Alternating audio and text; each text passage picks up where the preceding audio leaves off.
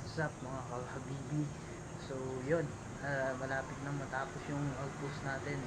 So papasilip ko sa inyo kung anong itsura ng outpost natin dito sa Bigas Malolos. Siyempre dito pa rin tayo. So yun, tara, tingnan natin.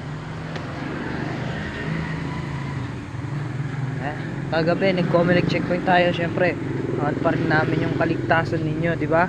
Kahit na mga puyat na kami, hangad pa rin namin yung kaligtasan ninyo, maging maayos lang tulog ninyo kahit di na kami makatulog, di ba? Ayun oh.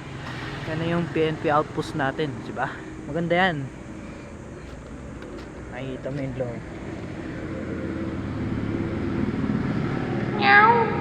Wala pang tao, syempre. Malinis.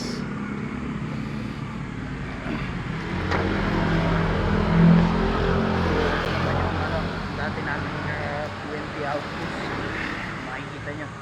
Ayan. Ayan o, napakainit ng panahon dito.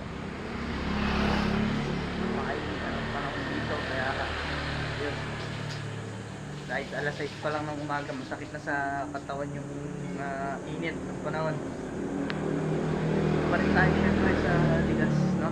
Tumalang din tayo naka-standby. Makakatibig. Nasilip ko lang sa inyo yung bago natin outpost. Malapit na yung mga tapos. Malapit na tayo makalipat. Kung ano, mapapansin nyo, parang kung madumi pa. Pero all goods na yan, diba?